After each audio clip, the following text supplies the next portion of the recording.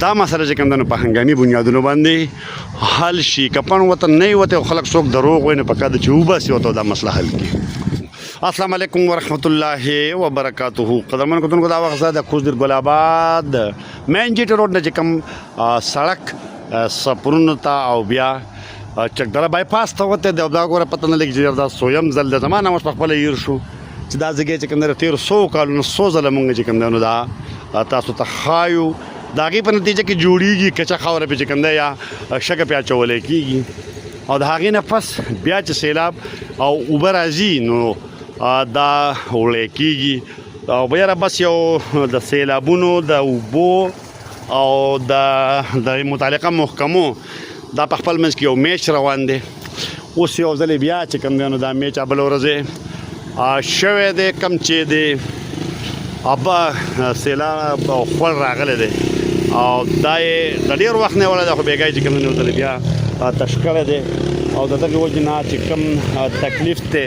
نو هغه دلته خلکو ته چې کوم دی نو یو ډېره لویه مسله جوړه شوې ده. سپیشلی د شپې دا هېچ چاته پته نه لګي او دغه بایپاس نه دا یو انتهایی اهم روډ دی. اول خو صرف یو کلي ته اوس خو بایپاس ته دی او د دې وجې نه د شپې هېڅ چاته هېڅ پته نه لګي چې دا کاڼي یې ښودی شوي دي دا ګاډي د دې طرف نه چې اکثر دغه هغه مین جي ټي روډ نه چې راځي لکه دا ګاډی راغې نو دلته که فرض که دا کاڼي نه وي پراته دلته خو اول کاڼي یې ښودل غواړي نو دا ګاډی دلته غورځېدی هم شي او په څه وخت کې چې کوم دی دې ته غورځېدلي هم وو. بهرحال یو مسله ده او په دې وخت کې موږ سره د دې زګي مقامي خلک چې کوم دی ولاړ دی. کبیر باچا دی او بهرام خان دی. بسم الله الرحمن الرحیم. زه د بهرام یم د دې سپرونو اوسېدونکی یم. بایي دا ځګی چې دی تقریبا د 13-15 کالونه مونږ بایي په خپله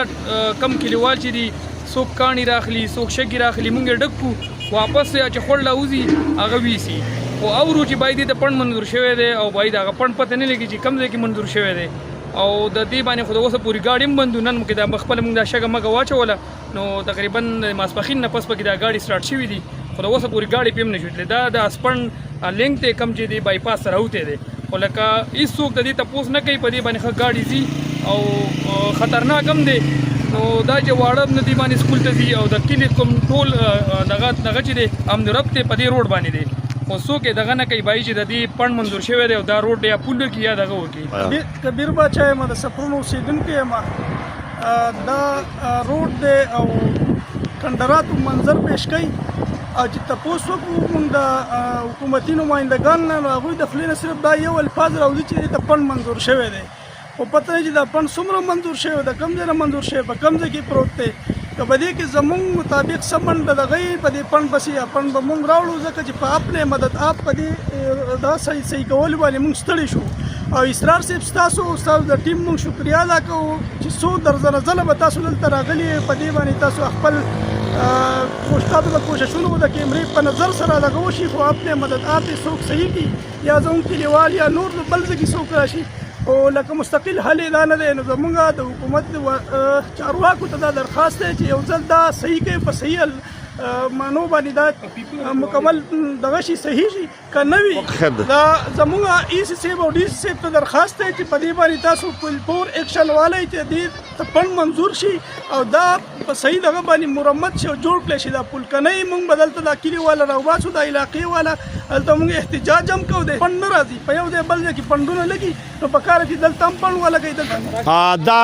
کتونکو تاسو ګورئ مخامخ دا کلي چې د مینې بټانو نه راواله او دغه د ټیسو او ورسره چې کوم دی نو چیخو اوسکی دا دومره په کیلومیټرو ایریا د دغه ټولو غرونو اوبه چې کوم دی نو هغه په دې خوړ باندې راځي او دې ته دغه ساده پیپونه چې کوم دی نو دا لګولی شوي دي او څو په دې باندې په هغه وخت کې مونږ اعتراض کړی چې دا دنګ کلوټې پکار دي په دې باندې پل پکار دی یا دا چې کوم دی نو انډرګراونډ تلل پکار دي